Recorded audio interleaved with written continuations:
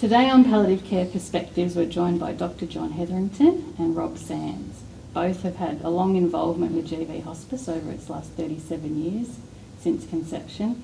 John is a life member and Rob is a current committee member and has been for 30 plus years. So welcome, gentlemen. Thank you. Thank you for joining us. So I just wanted us to reflect on maybe your roles of how did GV Hospice start and what was your role within that? Well, it started when a patient we discharged from hospital, but she was very ill and likely to die, and there was no way in which she could be cared for adequately once she left hospital. And that was when the sister in charge of the medical ward, Jenny Lewis, and the physician, Adrian Bunkle, got involved in realising that there was a great deficiency, and so they were the two that instigated some sort of help for such people, and the patient in question went on apparently to have a very, as you call it, unpleasant death, and her niece was a very strong advocate of improving the service that was available. So that's where it all started. But its progression from there was very slow and plenty of hiccups along the way. What do you think, Rob? There was a sort of scratch. Yeah, I think Jenny and Adrian Bunkle, Jenny Lewis and Adrian Bunkle recognised a big issue because they were on medical ward and they had oncology patients, and as John's alluded to, when people were dying, there was nothing much. They had to nurse them in the acute ward. It was very difficult for the family to support them. And then there was this notable case that the lady died, and her niece was very forthright and galvanised a bit of some people to work on it. So there was a bit of a loose committee formed, and they started planning for palliative care. And in those days, palliative care was a bit of a foreign language. People had no idea what it meant, so they called it a hospice, even though the intention was to have palliative care in the community, not actually a building. But everybody knew what a hospice was, something to do with dying, so it was something that they could explain to the community what they were doing. So that loose committee was meeting, as far as we can determine. Various people came and went. Somewhere along the line, somebody got a grant from the Department of Health from the regional office at $49,000 to do a survey. Did we need palliative care in the Golden Belt? So it was a pretty fluid organisation, and lots of people came and went with it apparently. In the end, there was a nucleus formed, and they got the grant, and they employed Jenny Lewis as the first employee, and then eventually, because it was such a success, because all of a sudden they had someone out in the community, patients could go home with their loved ones, and the loved ones had a reference point. And just because of so much of it, the committee employed a second person, who was Julie Poon. Yeah, I think you touched on a very important point there, Rob, that a lot of the problem was ignorance of what palliative care is, and it's a strange word. I was never taught anything about palliative care as a medical student, and I don't think any of my colleagues were, and I think there was an equal amount of ignorance amongst nurses and certainly amongst bureaucrats and politicians. So if you're going to establish a service, and if you're going to ask community members for money, they quite reasonably want to know what it's going to be spent on. And telling them that it was going to be spent on palliative care meant absolutely nothing. And it wasn't until we'd been going for many years and the pool in the community of people who knew what we do, then it became easier. But we had to do education as well as scrounging. And that's a very important part of what Rob's just said. I think Jenny and Julie spent a lot of their time in the early days was actually explaining to the community what they were doing, and also some of the GPs in the community were unsure about what the service was. So there's a lot of reassurance there, and trying to gain trust between the GPs and even the consultants at the hospital as well. So they had to be not only a nurse, a palliative nurse, they had to be bit of a counsellor, a bit of a public relations manager, and an educator all in one. And, So a lot of community engagement in that early huge phase. and then they also dragged into recognised. fundraising as well. Yeah. So they were actually tremendous load they took on there. Yes, they did. They worked normal hours as nurses in providing palliative care, but then after hours, as volunteers, they worked raising money and providing information. If a nurse gets up at a public meeting and says, "I have got this experience and I think we can improve the situation, please give us some money," it rings much more true than someone else just saying, Holding that same I platform. need some more money, please. So how were the community funds raised to help support? So you got the 49,000 for the survey, which I believe the survey was pretty much already done. Yes. So we just went straight into the service as we such. got straight into the meat and potatoes straight away. That's The right. dispensers on tray, yeah. Yeah, It was we everything. knew the need. Yeah. It was everything. The service clubs, people who were interested, early members of the committee, would go to service clubs, mothers' meetings, anything they could think of. Yep. Go to local businesses and ask for funds. So it was all and everything. There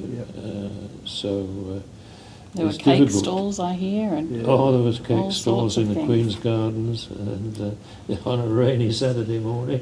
Yeah, talking about cake stalls, I can tell a story perhaps about Pat Gibson, who was the secretary, who professed to be not a cook at all. She was led the Friends of Hospice, so they were doing cake stalls in the mall.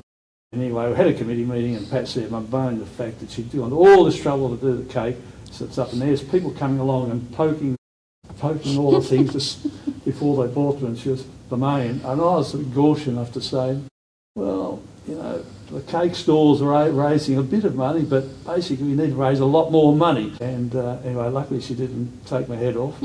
Survived. And eventually they did actually move on to other projects, and one of them was the tea and home, which probably nothing to do with me, but that was from their big fundraiser for a long while, very successful, used to Phil East and Bank. still going. Yes, and it's still going, which is and, amazing. Phil East Bank with people and had some interesting speakers over the years. There was a lot of community people got together and raised money independently and just sent the money in, or they ran a function and processed the hospice, and we would just get the. So there was like Kiwanis.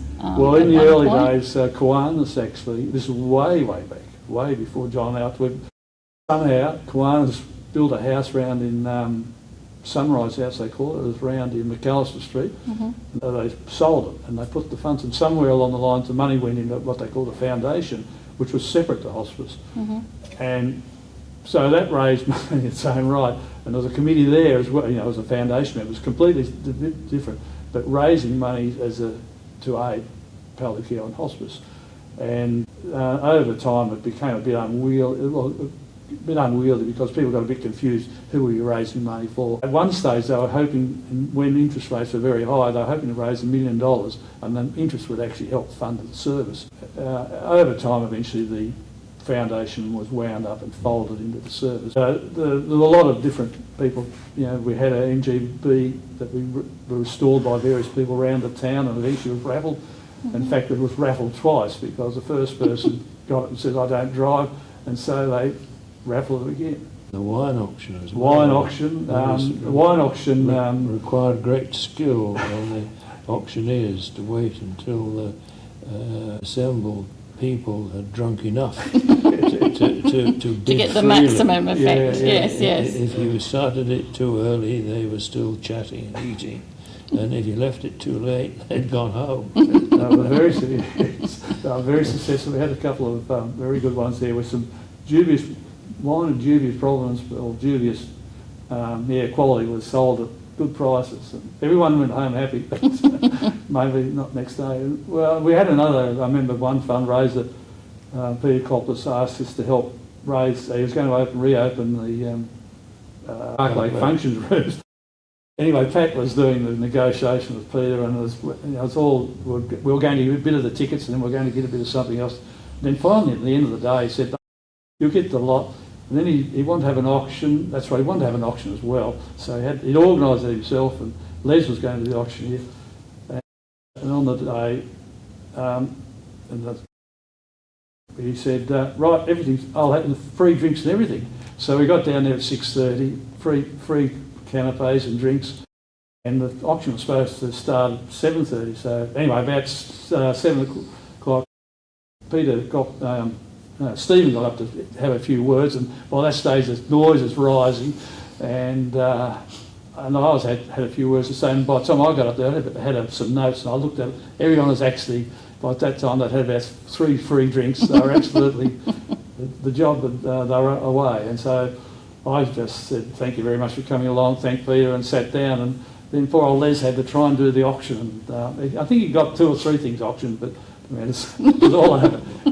Everybody had a very happy night, and Peter donated the whole lot to us, and it was a great success.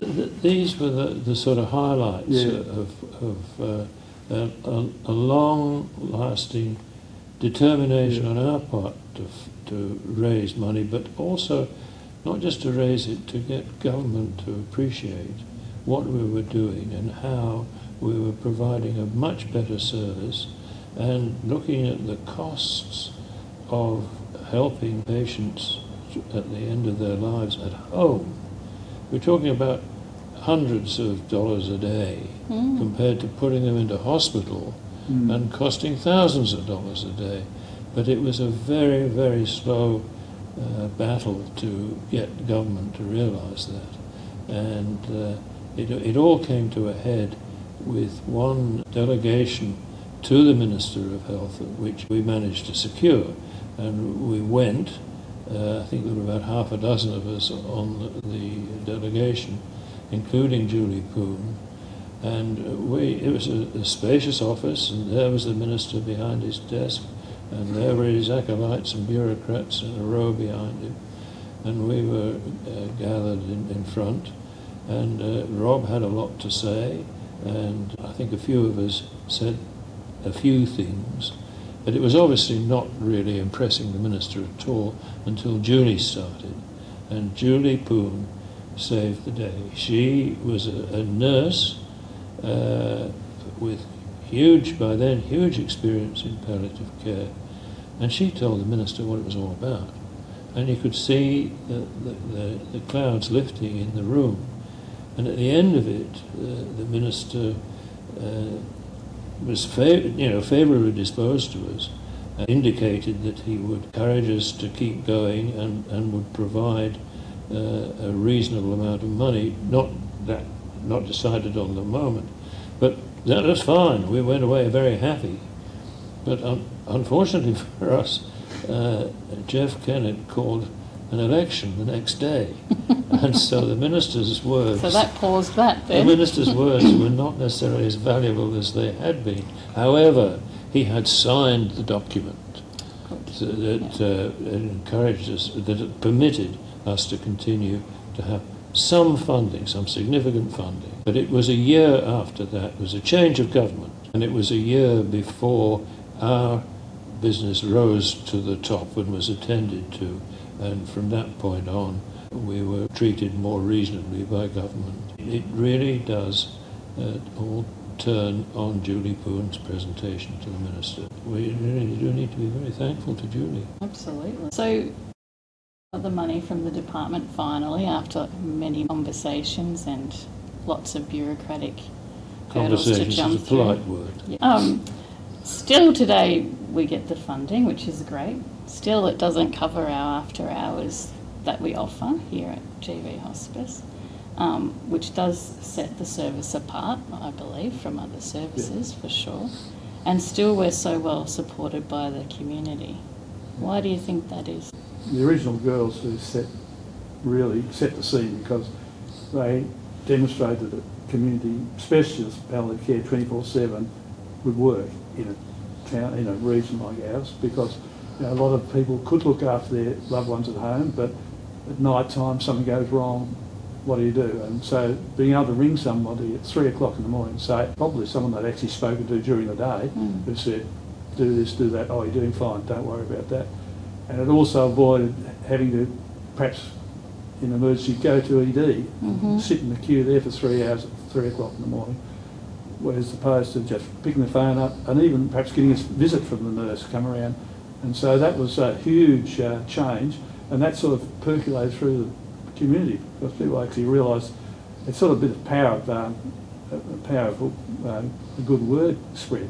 So the model got going pretty quickly. They employed another nurse, but the money was running out. At the time I came chairman in whenever it was, there've been people going to the department saying, you know, we're doing a good job, we should be funded for this, and nothing was happening. And being a green new president, then you better go and see the director of the regional office about this. So I said, "Off, get over there. Yeah, very nice and great job, yes. And we're giving you whatever, $50,000 a year." The director said, "Well, that was really to do a survey. It really wasn't to actually run the service." And they said, "Anyway, and you're a bit lucky actually, you're still getting it annually. In theory, it was only for a survey." So we were sort of a bit stuck there. And so that's when we started the endless trying to prove that we're doing a more economical job. We could, $2,500 a day in hospital or $100 a day through our service, that we were meeting a need. And in those days there was possibly getting some money with an age-weighted funding model, where it was based on the population, how old they were. So there was a whole lot of argument about what size the age population was in Shepparton. And we went back and forth with that for quite a long while until finally the department brought up a framework, areas that was going to be some specialist nurses somewhere, located in the region somewhere, on the phone, who would give special advice to nurses on the ground. In reality, that would go, if it was going to be in a home, there'd be home nursing nurses. And after hours, there was a 1-800 number in Melbourne which could ring. And that was really the opposite to what we were doing, obviously. And so we were at loggerheads on that sort of, even the model, they said our model is unsustainable, can't be supported, not viable. And so that for about 3 or 4 years was the to and fro. There was a point though, wasn't it, that time and again we were told that our model of care was unsustainable. And that originated from the situation where we were trying to establish a palliative care service. There was very little expertise in palliative care in Victoria, but the department had employed a palliative care physician who worked at Barwon Health, and he really was the person to whom they turned to for advice. And this guy, I won't name him, although his name is burnt into my brain.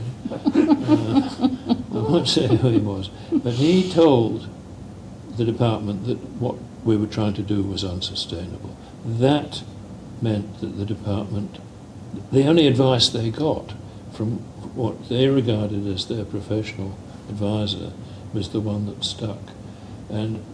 But before that situation arose, we had used this guy's expertise. He'd come and visited the service, and he was very helpful in giving us a lot of advice. But we didn't realise that we'd invited a fox into the hen house, because he then turned around. Well, he didn't turn around, we just didn't know that that was his opinion until he said it's unsustainable, and that message went up the line. And that took a long time for us to prove that our service was sustainable. I can remember talking to some bureaucrats at some stage, and he said, well, are you sure your service is sustainable?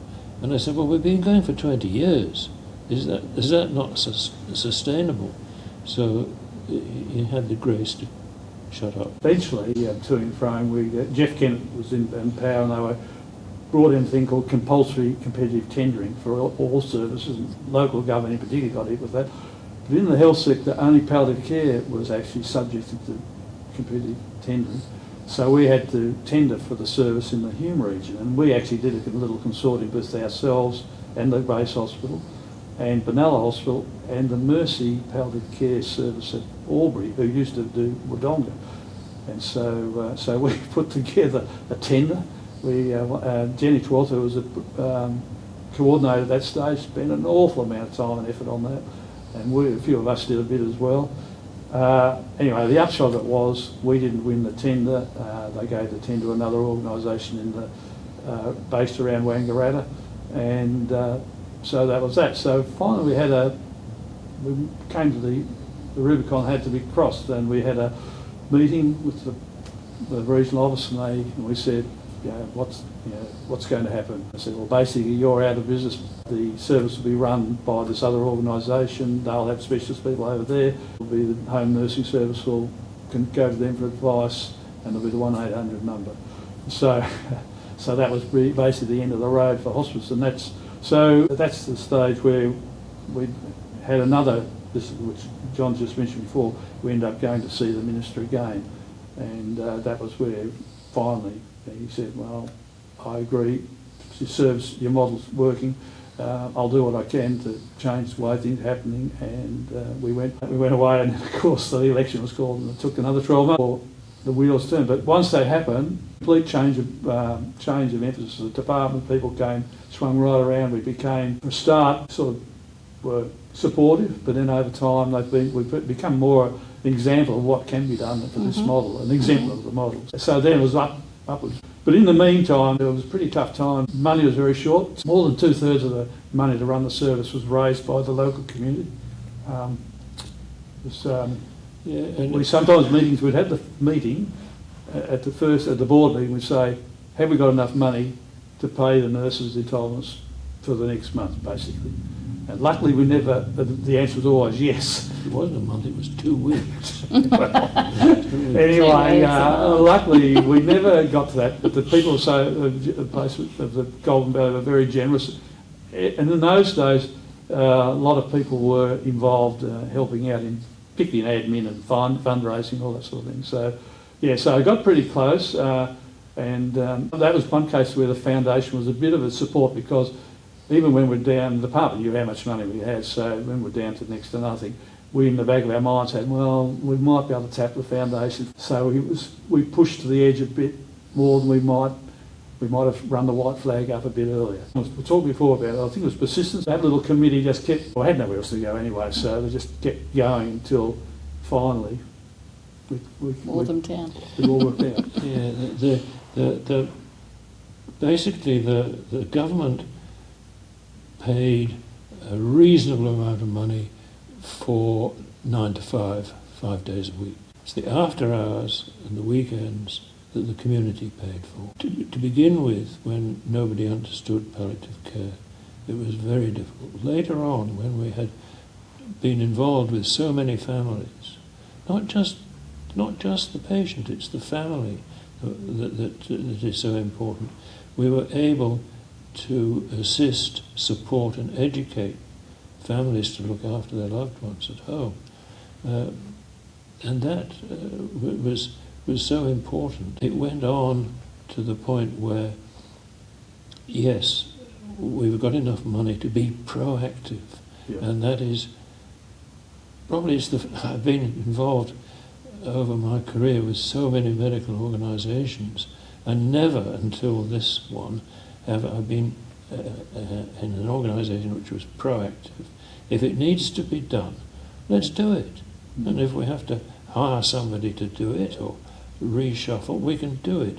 It's so different to the common situation in hospitals particularly, which is where bureaucrats get their information.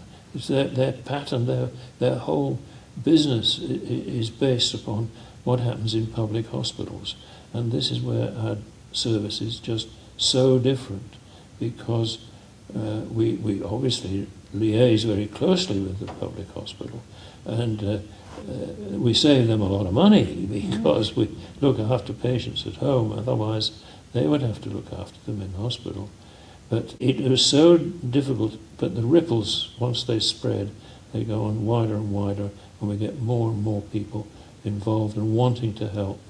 And the result is that we can provide 24/7, and that flies against what people who are in, I will use the word accountants, they're frightened of after-hours costs.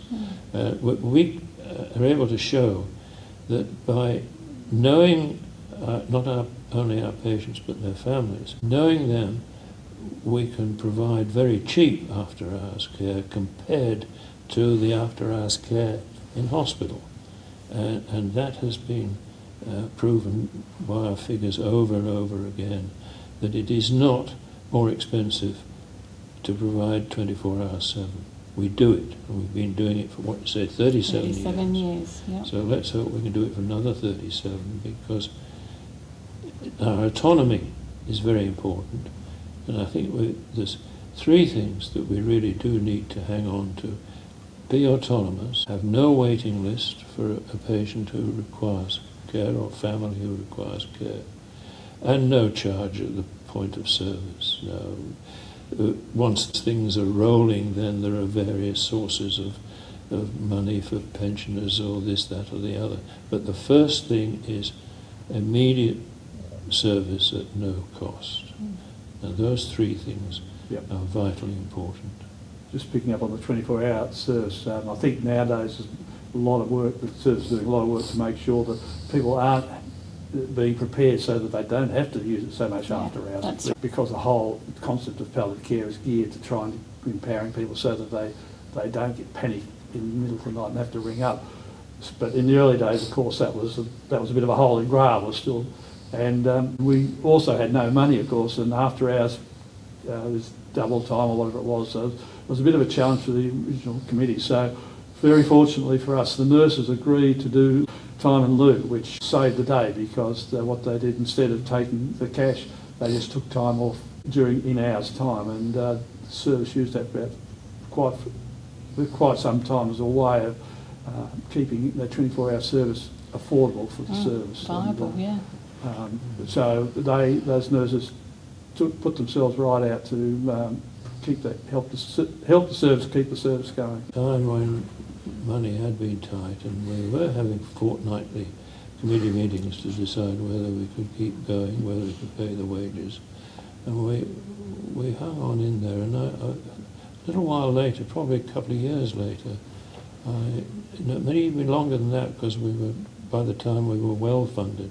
and I spoke to Julie Poon and I said that we were so impressed with the determination of the nurses to carry on nursing, even although they knew that their the job may cease to exist tomorrow. And we were very, very thankful for their trust in us being able to find enough money. Julie turned around and she said, "We were surprised that you hung in there that much." So it really impressed upon me the close relationship between the committee of management and the nurses who did the work. That it was our job to provide the tools for them to do the job, but it all had to be one homogeneous desire: raise the money, spend it on the patients. Absolutely.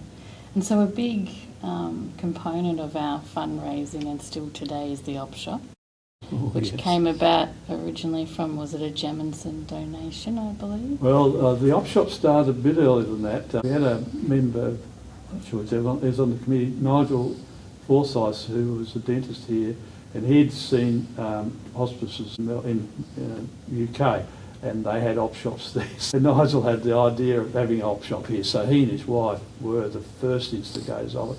And the op shop, and John was a lateral manager of the op shop, so there were a couple of different iterations, and Les Young found places for it to rent. In about 2000, there was a person, Miss Jameson died, and she left in her will to split the estate up between 3 charities in the Golden Valley. And so the solicitor approached us, and we put together a submission to get a purpose built, or to get a premises to run an op shop, and we were successful. So that building, which was the old Bonnet's electrical shop, originally the sign had Jameson building up the top. Anyway, the original money to buy that came from them, and I think it was Rotary, contributed money, and the foundation contributed money to refurbish it, and that was the original op shop. The Kiwanis, actually. Yeah. So, but the op shop nowadays is a big fun. It's always been a very big fun. And the other good thing about the op shop was a lot of people who had, or family members, deceased people, sometimes went there to sort of give back and also a bit of a social. It did actually have a bit of a social thing where people got together who'd had experienced bereavement, and so it had that as well. So it's had its ups and downs. It's because obviously managing something like that is quite complex, and well, it's something we didn't understand, no knowledge of. yeah. How do you run an op shop? Fortunately, we were able to employ somebody who did know, who had been working in I think it was the Salvo's op shop, so she know. Anyway, it was another op shop, and she got some experience, and she really held our hand until we got started. But it was an eye opener. What is necessary to run an op shop. John and I had a couple of little hot potatoes to deal with at the time. It was can be tricky. Yes. And I think yes. the subsequent people have had the same experience. But it's Yes, been I believe so. it's been a very successful and been good for a lot of people. Have enjoyed working there. I think most of the time, it's been a good fun. And it's just one example of being proactive, like you said, Yeah. John, Well, of the yes, committee it being did. proactive and Yeah. having that foresight. And that and having established that building there, then luckily one of our Les Young, who's been a long time member of the committee, he managed. Well, the committee decided when any land came up around it, we built a little commercial enterprise, commercial leasing out of it. So, and that's been another way of funding the service, getting the right piece of land, the right building, and the right tenant. That's provided another ongoing funding Stream stream of for funding, service, yeah. which that grew out of that building. Taught us that retail is easy. There's no problem. The key to retail is don't pay rent, don't employ your staff, and don't pay for your stock. It works. Why not stop Yeah, this? no, they had a lot of things going for it. Not having to pay for the staff and the stock is a big help. And don't pay tax. either. Win-win. So in the early days, how was the committee structured? Like, how has that evolved over time? Well, early on it was very ad hoc. People came and went according to somebody who was already involved with the hospice care service would see a need, know a friend or a friend of a friend, employ them, and it was the committee minutes of that era are pretty sparse.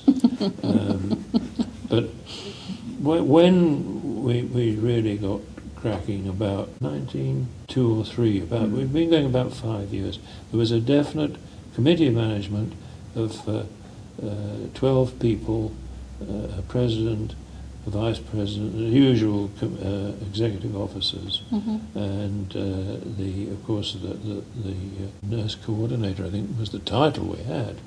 And they were a very important part of that committee. And from that point on, it has been a very successful committee because the members come from so many different walks of life that they bring with them the interest and the expertise of their section of the community.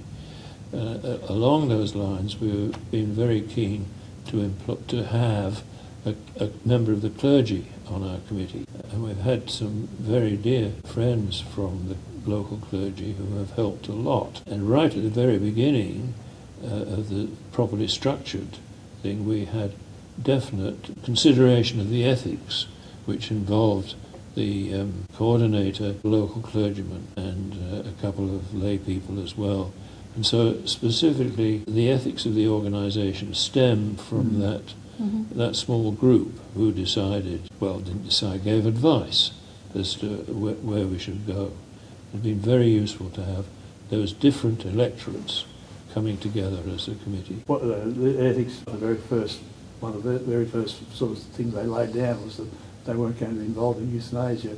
That's obviously changed now with that, but that was sort of put right out there at the start. Just getting back on the structure of the committee, when I joined when it was 94, 3-4, they had sort of the nurse, the doctor, the person of cloth, solicitor or lawyer, and an accountant. And then all the rest was sort of people, as John said, fundraisers, or people who've been invoked, or who had a skill, or knew someone who knew someone who knew someone, Yeah. or knew someone who knew money. So a good example actually was David Piper, who was on the committee. So he was on the council, he was in Rotary, Big Cheese in Rotary, and he's on the committee. Yeah. And he might have, anyway, at that stage, Paul Keating had the Red Scheme, which was money to do. So he knew about that. So he just, in the space of the council, to donate some land where the Rotary Hospice house is. He got the Rotary clubs all fired up to contribute money, and he got a submission in through the council to the Red Scheme to fund it. So all of a sudden, there was this beautiful building just.